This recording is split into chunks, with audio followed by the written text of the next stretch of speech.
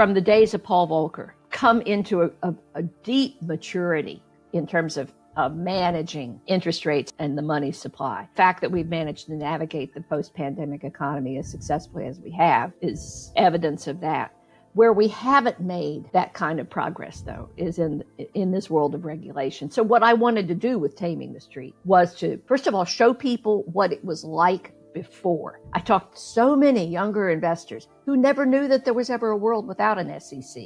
That we ever operated capitalism without any regulation. So I wanted to show people what this deregulatory paradise free market zealots envisioned actually worked like, how it dealt with individual investors, got chewed up and spit out by that system. And then I wanted to show them what it took to change it. Hey, so joining us now is Diana Henriquez, who is an incredible writer. She's an award-winning journalist. She's a best-selling author. She's out with a book this past year called Taming the Street. I've got my copy right here, Diana. The Old Guard, The New Deal, and FDR's Fight to Regulate American Capitalism. I'm a huge FDR fan, and so I was gravitated to your book. But also, I'm a huge Diana Henriquez fan. I've read just about every one of your books. And so congratulations on the book. When Bloomberg asked me what was my favorite book last year, I said it was yours. And so I appreciate you. So it's a big honor for you to be here, for me at least. I'm a big fan. Tell us what got you into the world of Wall Street before we get into the book. Well, I can actually almost remember this kind of epiphany moment I had. I was covering state government in New Jersey, and there was a crisis brewing in the New York state budget. And the state legislature in New York was absolutely adamantly opposed to what the governor had been recommending in terms of budget cuts. And there was an announcement that Moody's rating service had put New York state bonds on negative credit watch. And within hours, the legislature capitulated. And I said, whoa, who is this that's more powerful than the politics of Albany, more powerful than the politics of New York State? And so I got into Wall Street literally by way of the municipal bond market as a financing mechanism for local governments, and the power that the marketplace had to overrule political priorities. I mean, nobody wanted the budget cuts in Albany. There were strong constituencies in favor of maintaining them, but maintaining the state's credit rating was so critically important that basically the bond market was telling New York, here's what's going to happen. So that's what pulled me in from covering government, which I always expected to spend my life covering, into covering first the municipal bond market. And then, once you've covered a market and you love markets, you love markets. Yeah, so and I get that, because markets are everything that we need to know about human emotion. And so if you're a student of human behavior, the markets provide endless fascination. In real time, second by second. There's no question. The greed, the fear, the delusion, the fabrication, which you write about in Wizard of Lies. I missed that one, actually, Bernie Madoff. I got caught up in the FTX thing, of course, but I was offered to invest in Bernie Madoff several times. I honestly just didn't understand it. And so, by the way, I thought he was a wizard, Diana. I'm not one of those guys to revise history and pretend that I knew that he was a fraud. I did not know that he was a fraud. I just thought, okay, this is an elder statesman that has some secret sauce. Yeah. One of the most successful con artists of history, really. Yes. And I've studied all of them, but he had a gift for inspiring trust and disarming everyone's skepticism alarms. Mm-hmm. I mean, you know yourself, Anthony, the retired CEOs of Merrill Lynch, top people on Wall Street economists, people who were brilliant fell for Bernie Madoff. So there's no question. He had a gift for this. And there was a calmness to him, actually. We could talk about that, but that was what I think got people. It was just this assuredness. Meantime, he was pedaling very fast to keep the whole game going. Right. I want to get to your book. The book is a brilliant exposition on what needs to happen because of our human emotions. Okay, we have fear and greed, but we also have charlatanism, and we have people that will take advantage of other people. And so how do you prevent that? And the book is loaded with great stories. But let's go back to the 1920s, where we had a world of banksterism. We had a Yes. world of bootlegging. Of course, we took America off the sauce, but we never really were off the sauce. All we did Nope. was really foster and create organized crime. But Yes. we had a situation in America where the markets were being heavily manipulated, and capitalism, which I think we both agree, and based on reading your book, we both Yes. agree in the spirit of capitalism and the need for capitalism, but we also understand that there has to be some regulation. There needs to be a referee because of the way human beings act with each other. So I take us into the deeply story. agree. Well, the 20s, have had a great press agent over the years. The image of the 1920s, roaring prosperity, great fashions, wonderful cars, one long decade-long party for America is so wrong. I mean, it is just so distorted. I don't know, by Hollywood, by F. Scott Fitzgerald, who knows? But in reality, um, the 20s were the high watermark, the apotheosis of unregulated capitalism. And it had been building over decades and decades. Teddy Roosevelt, another of the Roosevelt clan, had made some inroads into restraining monopolies, the giant trusts that were coming to dominate the economy. But subsequent presidencies had backed away from that. And by the end of World War I, during which American companies had suffered under some wartime restrictions, by the end of World War I, they were ready to be done with government regulation, just no more, and unleashed a decade of absolutely remarkable corporate misbehavior.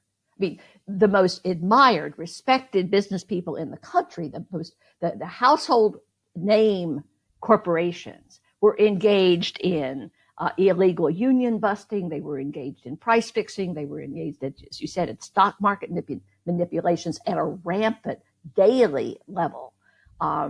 They owned the government. There were actually, there was rumored in Pennsylvania to have been price lists for what it cost to buy a U.S. senator. But they controlled all of the levers of power, and they weren't letting anything go. And for the vast majority of the rest of the country, the 20s were a time of really desperate struggles. The Farm Belt never recovered from the gluts that were created by overproduction in World War I.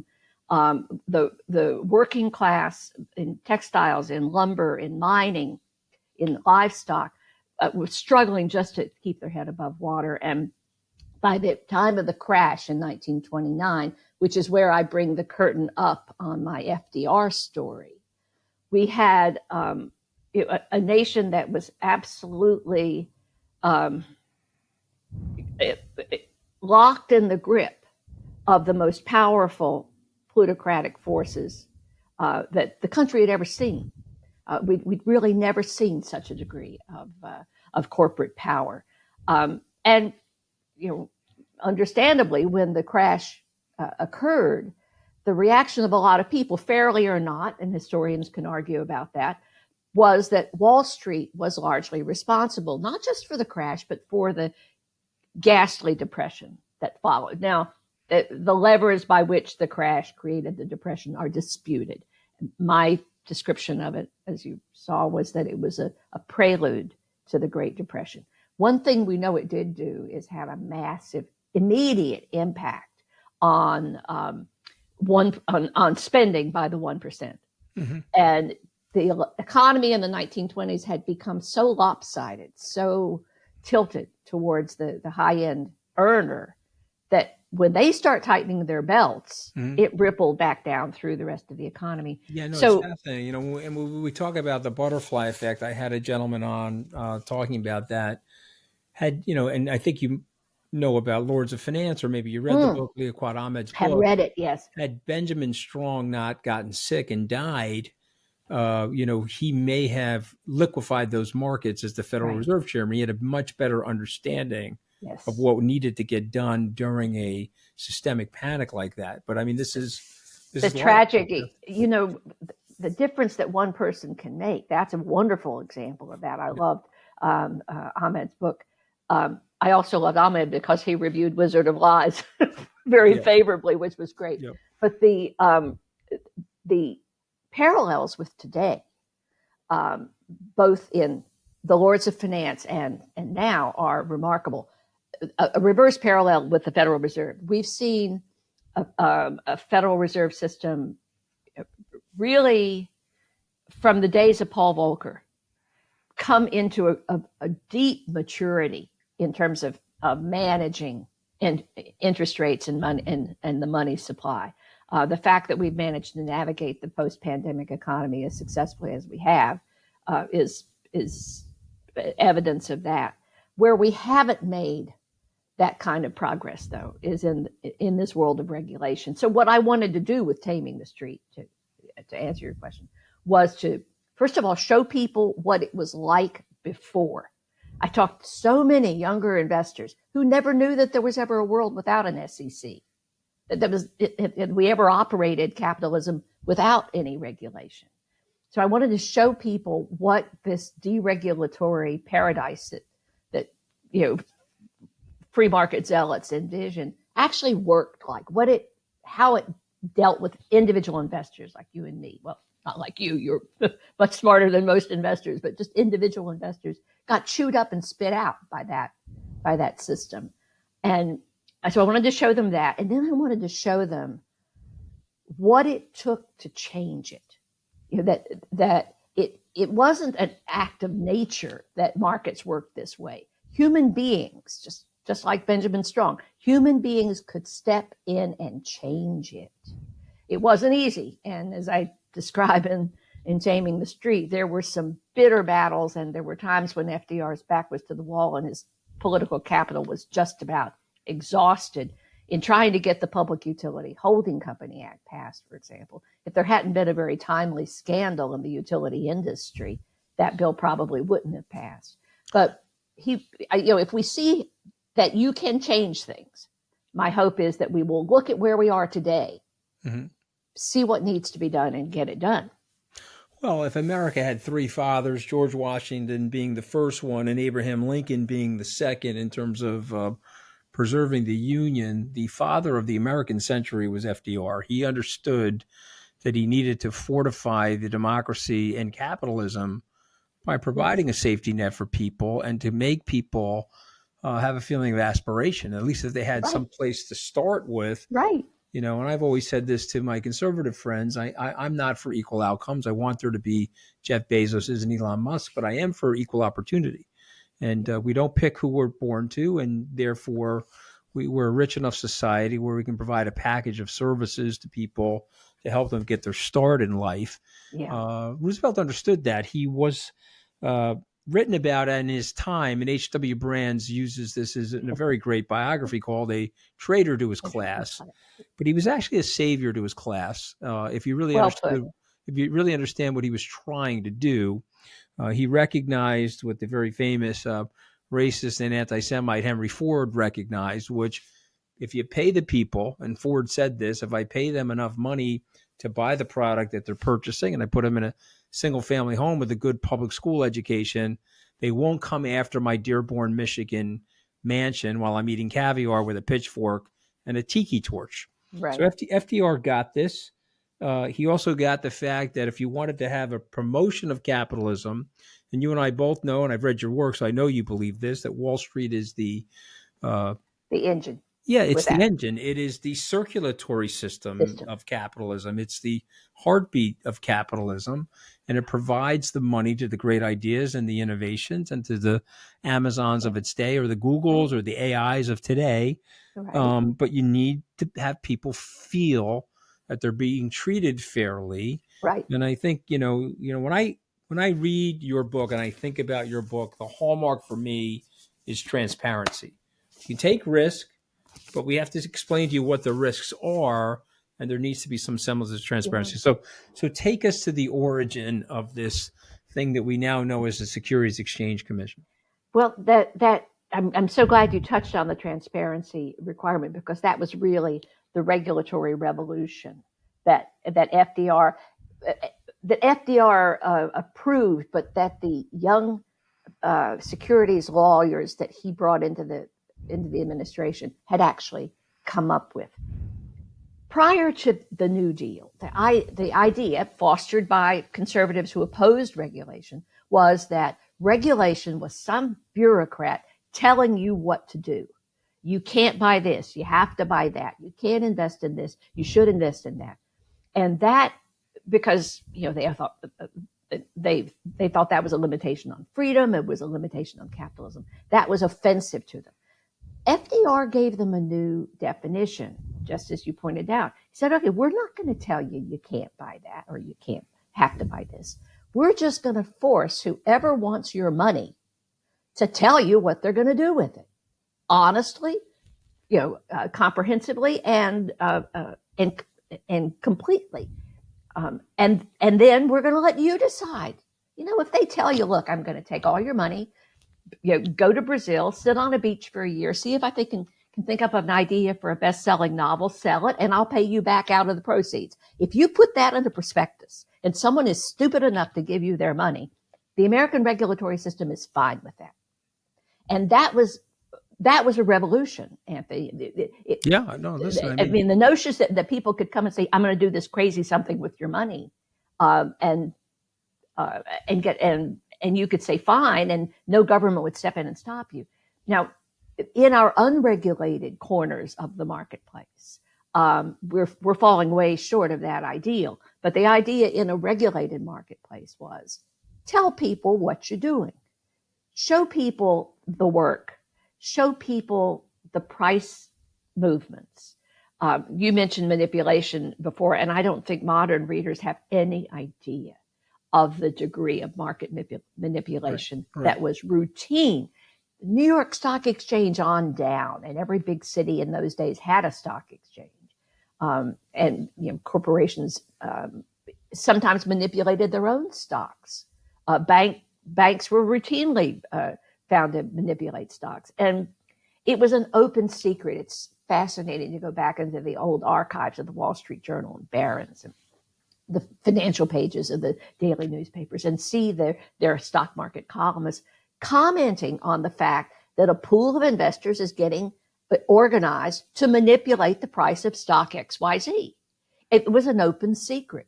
It was patently illegal. It violated the rules of the New York Stock Exchange to do it, but nobody ever prosecuted anybody for it. Nobody ever disciplined anybody for it. So it just became a way of life.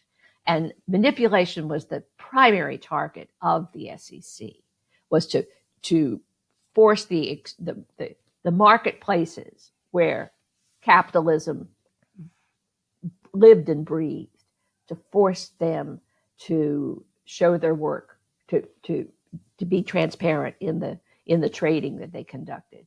So transparency, sunlight, full disclosure was the Roosevelt Revolution. It was a different way of regulating capitalism, and it has proved to be to my mind, only effective way. I mean, it's the best of class. It's the best of class way. It's not perfect, and the SEC can miss things. You write about that with Madoff. They missed that. They went and examined him a few times. He thought the gig was up in 2005.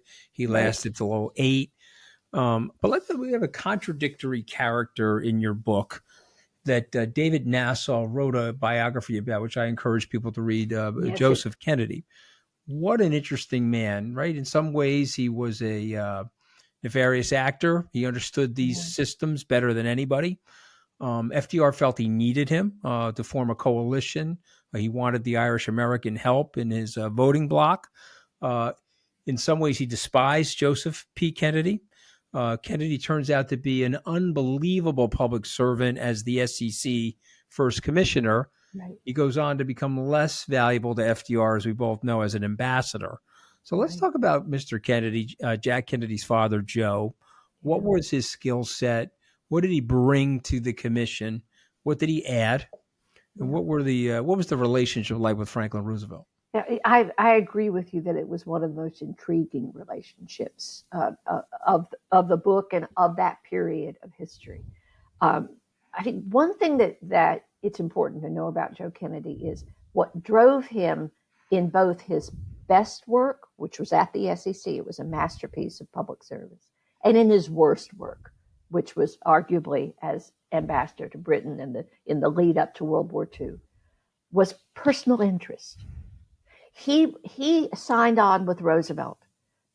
He probably voted for Hoover in 1928. There's conflicting historical evidence, but he signed on with Roosevelt very early, early 1930, in fact, and started raising money for him. He visited Roosevelt in Albany and came back and told his wife Rose, I think I just met the next president of the United States. I mean, he saw in Roosevelt a politician who could do the hard work of saving capitalism from the rising outrage and anger that the Depression was bringing to bear on the plutocrats like him.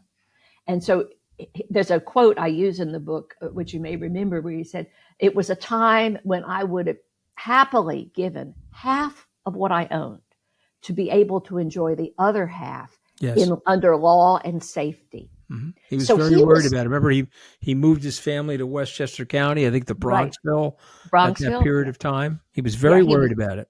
Very worried about social unrest, about a communist takeover, a socialist Diana, am takeover. I surprising you with my nerdy, geeky? I'm loving it, Anthony. Bit, right? I am loving it. They don't realize that I'm like a nerdy geek, right? They don't realize it. But then, let's keep going. Okay, so a very some great ideas for the commission, right? Yes. So it just happened that in that moment of history, Joe Kennedy's personal priorities were a perfect overlay for FDR's priorities. He needed someone who could disarm Wall Street's attacks. Now, Wall Street didn't trust Kennedy either. He'd always been an outsider. He'd always been a lone wolf. Never played well with others. But what could they say? To the public's eye, Joe Kennedy was as Wall Street as you get. He had speculated through the 20s. He played the games that the SEC was set up to stamp out. He had manipulated markets. He had run pools. He had done all of those sins. And so to the public, he was absolutely Wall Street, even though Wall Street didn't trust him. But they had to keep their hands off because of who he was. So he was a brilliant choice. He took it on, I think, as you know from the book, he wanted a much higher position in Roosevelt's cabinet and thought he deserved one. He thought he should be Secretary of the Treasury at least. And Roosevelt had no intention of putting such a bossy, opinionated, strong-minded person in his cabinet. He was going to run his cabinet. There was nobody else in his cabinet. He was going to run the State Department. He was going to run the Treasury. Absolutely. The Commerce Department. He thought he was going to run the Supreme Court. Got himself in a little bit of trouble with that. Yeah, but ultimately he did. By the end of his 12 years in office, he had shaped the Supreme Court for decades to come. He figured out he had to play with inside the rules to do it. Right. It was, listen, I have endless amount of fascination with Roosevelt because he was the man, he was the person that we needed at that time in our country. And so he brings in Kennedy. They have a contentious friendship. They would definitely have friendship. I think that we shouldn't make too much of it. I think he had that kind of bad boy charm that FDR always liked. He and William O. Douglas, as both of them, were kind of these bad boy kids, young and brash, and FDR was always loved that kind of figure. But when he lured Kennedy to run the SEC, basically he saw that this was where he could give Kennedy carte blanche, which was what Kennedy had to have. He couldn't give him carte blanche at the Treasury or at the State Department, but he could give him carte blanche at the SEC and say, all it is words on paper right now, Joe. If it's ever going to be a real thing, it's going to be because you brought it into being. And what followed in the next 400 plus days, was, as I said, it's just a masterpiece of public service. He finagled the Budget Bureau. He clawed back money from the Federal Trade Commission that for doing work that he was now doing. He hired an extraordinary corps of people. He marshaled congressional support across the board. He established, and this would surprise many people, he established unimpeachable standards of ethics for the agency. He put all his own wealth into a private trust the day he took that oath of office, and told the portfolio manager, not a single change in my portfolio while I'm in office, period. So that he was operating completely clear of any personal financial considerations. So, he surprised Wall Street. I think he surprised FDR to some degree. He probably even surprised himself with how well he did in that job. But he remained a behind the scenes ally of the SEC for most of the rest of his life. He always had their back when they were under attack. So it's maybe a forgotten moment in the career of a very complex man and the founder of a political dynasty, not just Jack Kennedy as president, of course, but Ted Kennedy, Senator Ted Kennedy, Senator Robert F. Kennedy, and now many congressmen who are grandchildren and great-grandchildren of Joe Kennedy. Very, very well said. And what draws me to your book and to your writing is that it's a teaching guide for today's current dilemmas. Your book, Wizard of Lies, here's a manual. Avoid fraud. A first-class catastrophe. This is how a confluence of events led to a 22.8% one-day decline in the stock market. But this book is about actually the future. You're writing about the past, but you're really giving us a manual for the future. So if you had a few moments to guide the SEC or guide Wall Street, what would be some of the things that you would say for the future of Wall Street and the SEC? Well, the first thing I would say is reimagine the regulatory frontier, reimagine the regulatory borders. We have, by default, allowed far too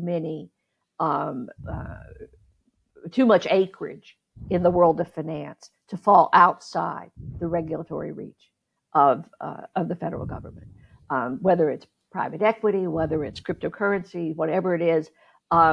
If retail investors are engaged in it as an asset class, the regulators must be there. It's just that simple. Now, so that would be the first thing I would say to them. The second thing I would say to them, and I'd say it in the immediate next breath, is we need to move towards a unitary regulator.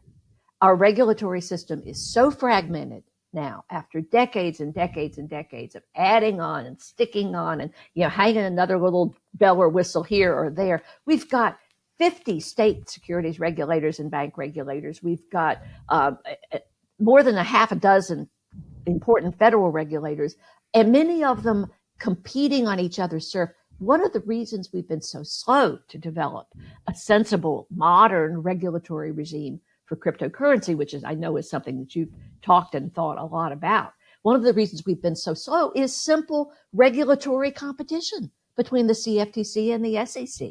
That's ridiculous, absolutely ridiculous. So I would, if I could ignore all the political realities that would be involved, I would say we need a unitary regulator. We need a Ministry of Finance that regulates the world of finance wherever it is.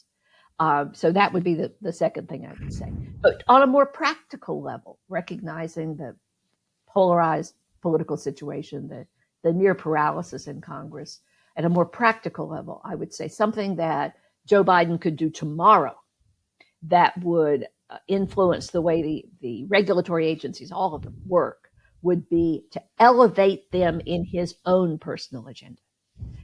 One of the highlights of one of the keystones of FDR's architecture was that the people he put on the commission were incredibly formidable figures, and whoever was the chairman had walk-in privileges at the Oval Office.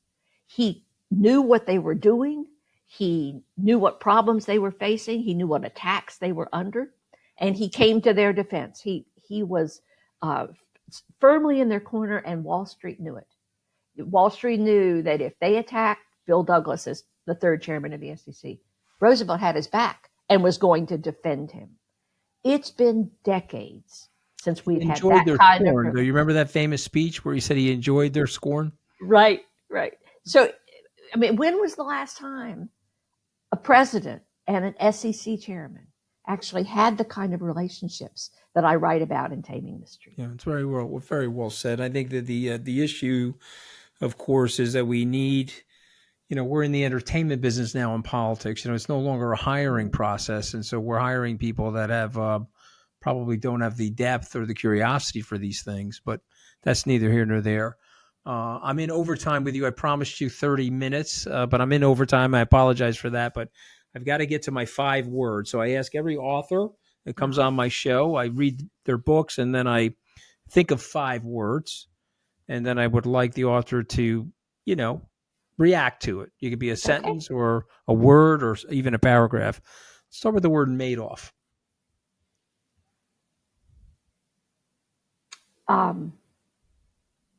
Trust betrayed.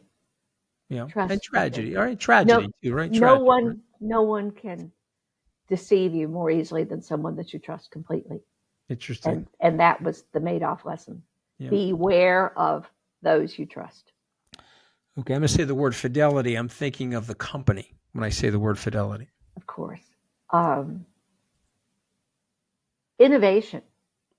The American Mutual Fund was one of the genius inventions of the 20th century. Yeah, it gave the average investor diversification, professional management, and liquidity, which the average investor in the 1920s could not possibly have had because they didn't own enough. You give them a money. lot of credit, which they deserve for the modern financial services era, because without Fidelity, we probably don't have this explosion of products, and then result of which all of this innovation comes from the capital flowing into these products.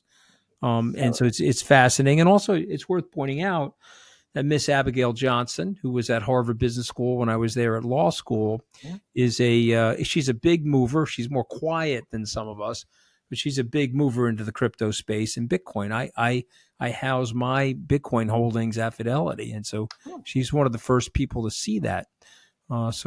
She's still in there. Generational innovation, Diana. Generational innovation. Okay, capitalism. The word capitalism. A two-edged sword. A two-edged sword. It can be the best of times. It can be the worst of times. Yeah. What matters is how it's harnessed. It's harnessed. It's interesting. It's a wild horse. It's a wild horse galloping over your body, or it's the engine that can carry you further, faster than you ever dreamed. So I think I don't want to put words in your mouth, but I've read your books, but I'll say regulated capitalism is generally a force for good. Is that fair to say? I agree. Okay. Let's, these are 3 letters. FDR. Oh, man. Well, you said it best. You're the right man at the right time. He was precisely who we needed to shape the America that had to survive the 20th century. I mean, it is hard to imagine. The alternative, of course, would have been Herbert Hoover. Herbert Hoover had no interest at all in the dictatorships of Europe, had no interest in challenging Hitler, had no interest in fighting any of those battles. So what would the 20th century have been if Hoover had won in 1932? So he was the essential 20th century father. He was the father of the 20th century America, and put us on the path that led us to global greatness. He was also, though, every American's best friend. I mean, I tell the story at the end of the book when he died. One of his close New Deal allies, a brain truster, Adolph Burley, was in the Brazilian capital as an ambassador for us at the time, and he noticed average, peasants on the streets in Brazil weeping at FDR's death. They felt that he was the only president that had ever cared about them, about the ordinary people of America. When Alfred Kroc was covering the campaign in 1936, he was struck. I mean, of course, all the plutocrats thought Roosevelt was going to lose in 36, historically. It's like, but Kroc noticed that as they traveled around the country, people would line up in the hot sun in the Midwest for hours just to get a glimpse of FDR's train going by, because he had touched their lives, saved their farm, or found them a job, or helped them with, irrigate their acreage. So, yes, he was the force that led us into the America of the 20th century, but he did so by linking hands with every ordinary American and bringing them along too. So he wasn't the strong man that we dream of. He was a truly personal leader who identified with individual Americans and their strivings and their goals. And that's a very unusual mix. If you look at our presidential history, a president that is so identified with the ordinary American, the little guy, it was his divine gift, actually. Well, what it was so fascinating, they didn't want him to be one of them, because he wasn't. Right. He was an aristocrat, but they related to him because they felt that he was on their side. He was championing their cause. Yes. There's he was using their power. He was using the power of his patrician upbringing in their behalf. If you enjoy the relationship or understanding the relationship between Joseph Kennedy and FDR, there's a great book out called Watching Darkness Fall. It's written by a former U.S. ambassador, who's a brilliant guy, by the way, and a great historian. And you have to forgive me. I'm looking up his name right now as we're speaking. He is. I'll probably have to cut this for the. Hold on, looking up his name, because I want to include this for you. Okay. But his name is David McKean. He's a former U.S. ambassador. Watching Darkness Fall, FDR, his ambassadors, and the rise of Adolf Hitler. And what's fascinating about this book is the relationship that FDR has with Joe Kennedy. Obviously, he doesn't think Joe Kennedy's on the right track as it relates to Adolf Hitler. But he says something in this book which is fascinating, and it's a quote from Isaiah Berlin. And what Isaiah Berlin says about FDR, I think, will resonate forever, frankly. And the exact quote, I'm getting it, so give me a second. Roosevelt believed in his own ability so long as he was at the controls to stem this terrible tide. He had all the character and energy and skill of the dictators, and he was on our side. He was a believer in democracy, but he could marshal the charisma, he could marshal the energy and the determination. And he understood. He understood it. That's a quote from Isaiah Berlin. But my last word, and I'm sorry I have you in OT, but my last word is Wall Street. The two words Wall Street. In need of a watchdog. I mean, again, what made Wall Street so attractive to the denizens of the 1920s was it was a club. It was a club that everybody wanted to join, but they decided who got in and who didn't. And it had all of the nefarious flaws and weaknesses of a private club. And it was the triumph of the FDR era to change Wall Street from a private club into an engine through which ordinary Americans could participate in capitalism and save for the life that they dreamed of having. So it again could be the best of times and the worst of times, but it is an engine in need of a steering wheel, in need of a governor, a regulator, a set of brakes. Amen. Well, the only problem with finishing one of your books, Diana, it takes a while to get to the next one, because I'm sure you've got to go work on that. But I'm very grateful to you. This is a wonderful contribution to history of Wall Street and its need for regulation, but it's a beautiful guidebook for the future. Taming the Street, the old guard, the New Deal, and FDR's fight to regulate American capitalism. Thank you so much for joining the show today. Really grateful to have you on. Thank you so much for having me and for being such a fan. It warms my heart. Well, you can tell I'm a fan, right? Because I've read your stuff. We couldn't stop Trump from lying. We would come up from the campaign rally. We'd go back up onto the plane. I'd look over at him and say, what the hell did you say that for? That wasn't anywhere near the truth. And he would say, well, what the hell difference does it make? No one cares. And in fact, if I say it often enough, people will believe it. He once said to me, 1 billion people know who I am. 500 million of those people hate my effing guts. He goes, but think of the possibilities on the other 500 million. Did Trump make it worse for all of us? Because now politicians look at this and say, okay, all politicians lie. That the same way you and I are breathing. But now Trump has made it even bigger. Well, Trump is a smart guy. People shouldn't underestimate him. Joining us now is Bill Adair. He's an award-winning journalist and pioneer in political fact-checking, which, man, do we need a lot of that these days. The title of the book, which is coming out October 15th, Beyond the Big Lie, the Epidemic of Political Lying, Why Republicans Do It More, and How It Could Burn Down Our Democracy. So I feel that democracy is already burning, by the way. And the only thing I don't like about your title is the fuse is too long. See, that's one of Trump's long ties there. But, I think it's already burning. I think it's burning through. But we're going to talk about it, Bill. But before I get to the book, I want to talk a little bit about your background because you have a fascinating story of how you got to be who you are. Let's start there. And then I want to go to the founding of PolitiFact in 2007. Sure. So my background is as a newspaper reporter. I covered a lot of different things. I covered local government. I covered transportation.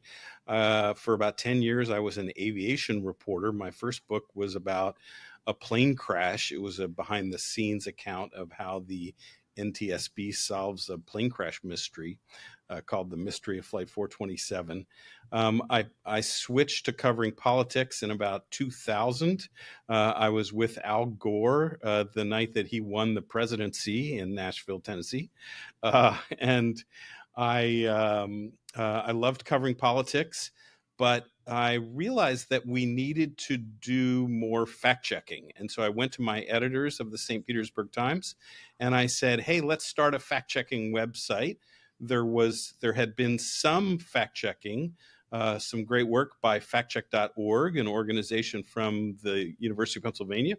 But I wanted to do it differently. I wanted to do it with a truthometer, which would provide ratings that would summarize the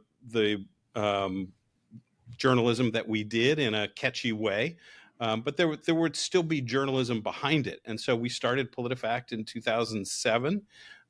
We fact-checked the 2008 campaign, and then we won the Pulitzer Prize for national reporting in 2009, which was a pretty big deal. We were the first website to win a Pulitzer Prize, and we sparked a lot of the fact-checking that goes on today, both in the United States and around the world. So very proud of that. And I would also add that it's a source. I mean, people go to that to hear the truth. I mean, they hear something from a politician, they're like, okay, let me check PolitiFact. And you guys, if you say it's true, then people say, all right, must be true. So I give you credit on that. Obviously, we need more of that in politics, but we have more lying, okay? And you write about that, and you write about it brilliantly. This gentleman here, Donald Trump, who's represented on the cover of your book. My editor wondered, I'm glad to see you picked up on that. My editor wondered if people would get the red tie as Trump. So yeah, well, no, of course. I mean, and everyone gets that. So your editor probably doesn't realize that, but the problem with the whole thing is that we couldn't stop Trump from lying. And so I used to go to rallies with him. I did 71 campaign stops with him.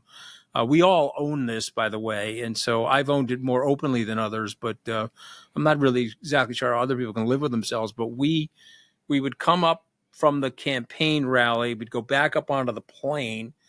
I'd look over at him and say, what the hell did you say that for? That wasn't anywhere near the truth. He would be loosening that red tie and getting himself another shirt. He always changed shirts in between these rallies. And he would say, well, what the hell difference does it make? No one cares. In fact, if I say it often enough, people will believe it. He told Leslie Stahl that. He said that if I just keep repeating it, there's a large enough group of people. Trump is a smart guy. People shouldn't underestimate him. He once said to me, 1 billion people know who I am. 500 million of those people hate my effing guts. He goes, but think of the possibilities on the other 500 million. And he's selling them Bibles and Bitcoins and all different types of things. So I guess the point is, did Trump make it worse for all of us? Because now politicians look at this and say, okay, Trump, I thought I was a medium-based liar. All politicians lie. That the same way you and I are breathing. And so, but now Trump has made it even bigger. Am I wrong? Oh, no, absolutely. I think one thing I do in the book, rather than write an ordinary kind of dull chapter on the history of lying, if you're like me, you see a chapter like that and you sort of skim over it. I wrote it like this. I wrote it as the Lying Hall of Fame. Who or what deserves to be in the Lying Hall of Fame? Now, obviously, Donald Trump does. But I went back and looked at prominent people and things that sort of set us on this course for where we are today. And so I chose an interesting mix that includes Roger Ailes and Rupert Murdoch, because I think they've been really important. Big Tobacco and ExxonMobil, because I think they sort of established the way that corporations can lie. I chose different presidents ranging from Lyndon Johnson, Richard Nixon, and then, of course, Trump. But one figure who a lot of people said was really important, because let's remember, and you noted this, political lying didn't begin with Donald Trump. And although he is by far the biggest liar that we've had in American history, this problem was a huge problem before he came along. So when did that change? Well, for the Republican Party, I think it changed with Newt. When Newt Gingrich came along in the early 90s, a lot of people I interviewed told me that really changed the culture of the Republican Party.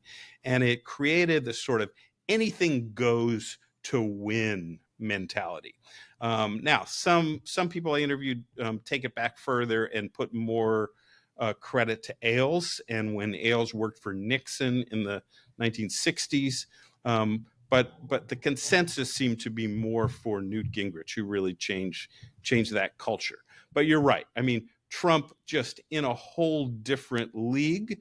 And then what's scary is the way that the other people in the Republican Party echo his lies. The way they just say, the way they will go along with what he says, repeat what he says, defend what he says, and that's really frightening. So, I want to address something with you that we know is also true. Vice President Harris tells lies. Joe Biden tells them. Hillary Clinton told them. There's one famous American president that hated it more than anybody. That was Dwight Eisenhower. There's a great interview of him. He's in Gettysburg. He's retired. Cronkite goes to see him, and he says, yeah, my two big regrets, I lied about the U-2 space plane. I don't remember that. He said it was a weather balloon, and then the CIA told him the pilot was dead. Of course, Francis Gary Powers was not dead. And then he lied about it for Joe McCarthy related to MacArthur. So how did we go from 65 short years ago, a 5-star general who was the American president and had some level of rectitude, to where we are today? How does that downward shift happen so aggressively, Bill? So that's summed up by a couple people who use the same word, Anthony, with me. Shame is gone. And politicians don't feel the shame that they used to feel about lying. So why is that? So a couple of factors. One is gerrymandering. Their constituents are so gerrymandered that they're either all very Democratic or all very Republican. And so when these House members go to their town halls, they're hearing cheers and applause. They're not hearing many moderates who are like, you got caught the other day saying something I don't think you should have said. So their districts are echo chambers. Then the media has been depleted at the local level. So there's not much local journalism that's questioning these guys for what they say. So they come up through the House, through state legislative offices, and they're not held accountable to what they say. And so they're not feeling shame. They're feeling like, oh, I can do anything I want. And so I really think that's a major difference from the way it used to be back in the 60s and 70s, when House members had districts where they had to run and win the middle. They weren't so gerrymandered. And the partisan media, and this is another huge factor, of course, the partisan media wasn't a factor back then the way it is today. Today, you have a partisan media that not only doesn't hold them accountable for their lies, but it feeds off of it. Think about what we saw after the big lie of the 2020 election. Fox lost viewers because it wouldn't go along with the big lie. So, so telling the truth was bad business for Fox. That's really scary. And so all of that contributes to this environment where politicians don't feel shame. And so we need to change that environment back so that there are more incentives for telling the truth. Okay, so there's a couple of things that are in here that are really disturbing to me. Okay, and I want to go to the January 6th situation and the lies that radicalized people on January 6th and the story of Nina Jankowicz. Can you take us through that? Sure. So the Nina story was really disturbing to me too. So Nina Jankowicz was a very dedicated expert in disinformation. She graduated from Bryn Mawr College. She wanted to dedicate herself to public service, and she took a job at the Department of Homeland Security running a new group that was supposed to be sort of an internal coordinating group that would help DHS agencies all coordinate their efforts on disinformation. It was given probably the worst name in the history of naming federal agencies. It was called the Disinformation Governance Board. And then DHS, which has never had a good public affairs or communications organization, they, instead of telling people what this thing was going to do and not do, they just leaked the news about it to Politico, which put out a 4-sentence or 3-sentence blurb about it in Politico Playbook. And so that was all people read about the Disinformation Governance Board, something that sounded like it came from George Orwell. So the DHS said nothing about it. And so the void was filled by Republicans who just made stuff up.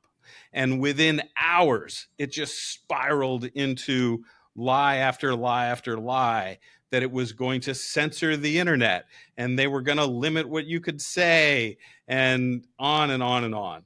And it was the Ministry of Truth. So it was really scary what happened. Suddenly, Nina Jankowicz, dedicated public servant, is worrying about her safety. She goes to bed the first night, puts chairs under the doorknobs of her house because she's worried somebody's going to break in. And she starts getting death threats because people in conservative media are saying terrible things about her, making things up all the time, making things up about the Ministry of Truth. And so now there multiple villains in this, and one of the bad guys is DHS for not explaining what this thing was going to do and not do. So I was fascinated by this story.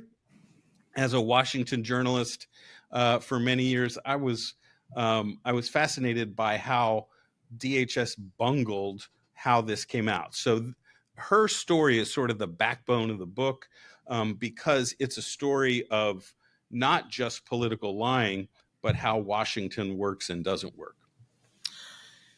So it's interesting, it's coincidental. About a week before that fiasco and her ultimate resignation, which was Scaramucci-like, by the way, I think it only lasted about a half of a Scaramucci. She was on my podcast, and we were interviewing her related to her book on "quote unquote" how to win the information war. And the reason I brought it up is that a lot of elements of what was going on in her book are in your book.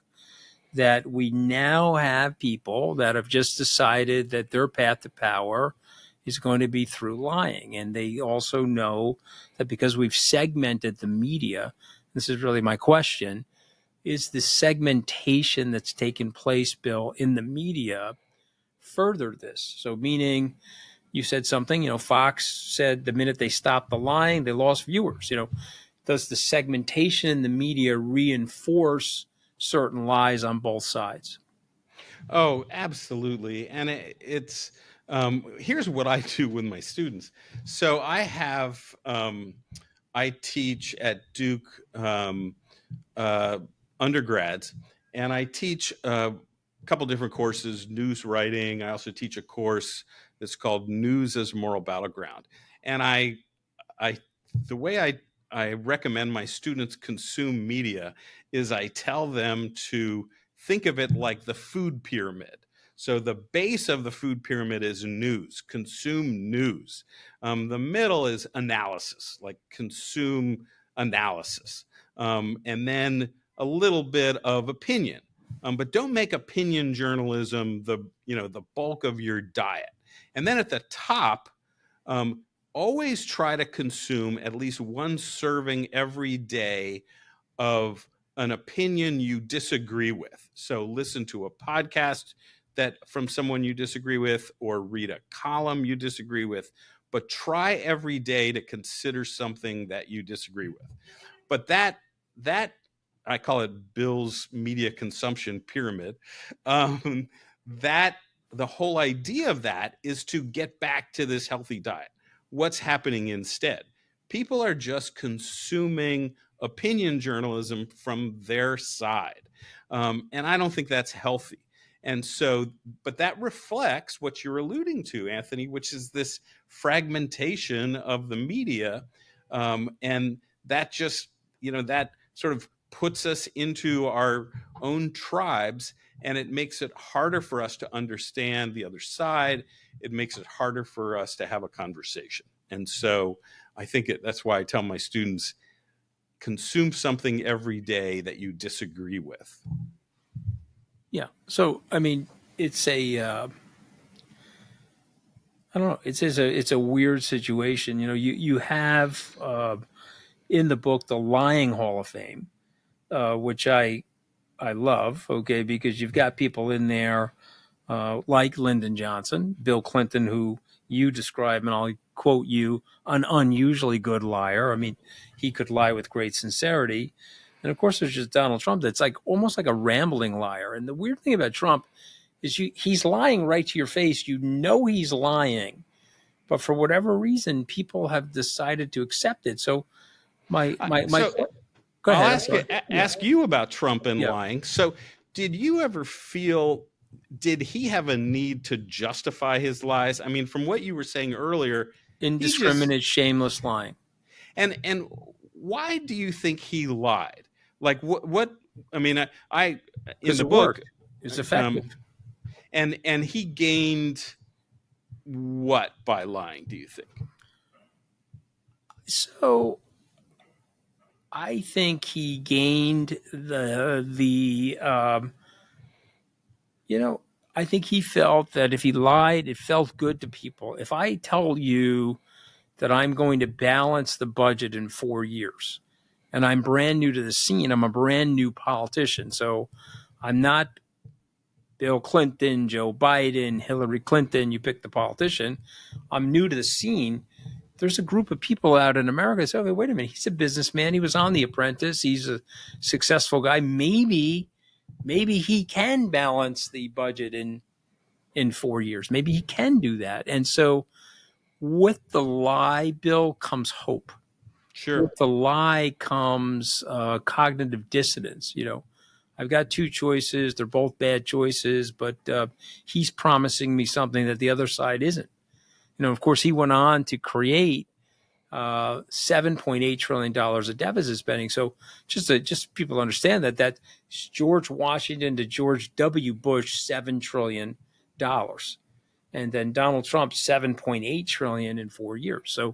So it's not only a lie, it's just a ridiculous antipode to the reality that Trump actually represents. But you have this lying Hall of Fame.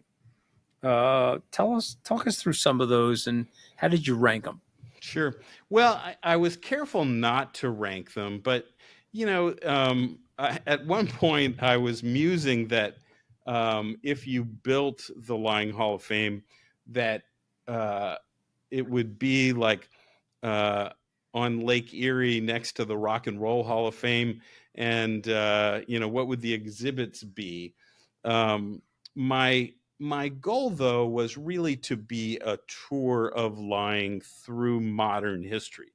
Now, I don't have every conceivable person in there. It was more a creative way to discuss the modern history of lying. But you mentioned a few. I have those presidents. Obviously, I include Trump. One unusual thing in my Lying Hall of Fame is the couch from Fox and Friends. And my reasoning for that was I had included Murdoch because Murdoch is bigger than Fox. Murdoch is responsible for this global empire of different kinds of media, some of which has told some colossal lies over the years. And I interviewed my friend David Folkenflik, who's written a great book about Murdoch called Murdoch's World. But then I also wanted to recognize the technique that one of Murdoch's properties, the Fox News Channel, uses. So I included the couch from Fox and Friends. And if you ever watch that show, it's a work of art. The way that the hosts sit on that couch and slyly serve up propaganda. And I as a reporter who covers this stuff, I am just so impressed with what they do. So I included that also. Okay, and I've been on that couch, and the funny thing about that couch is I don't even think they realize they're lying anymore. I think they're in the soup. I think it's just a little bit of it's like a Jonestown situation where people believe each other even though it's implausible. All right, so we're at the point in the podcast where my team and we came up with 5 words that we culled from your book. So I'm going to read out the word, and then I want you to give me a 1 or 2 sentence reaction to the word. Okay, you ready? Yep. Say the word Democrat.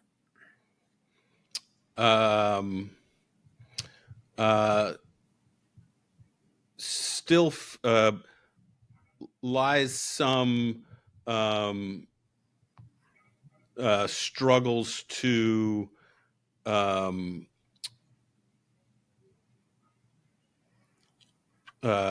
communicate effectively. Yeah, lies some struggles to communicate effectively.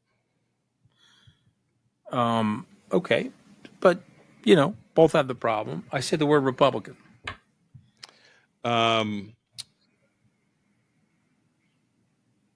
Really, by far the biggest liars in our political system, crippling our political discourse.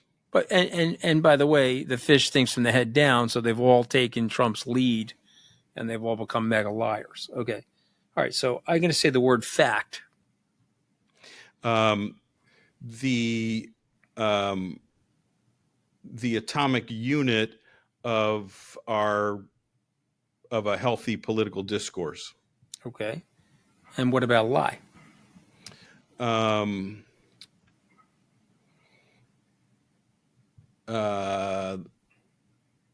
The element that is polluting our political discourse and needs to be dealt with. Okay.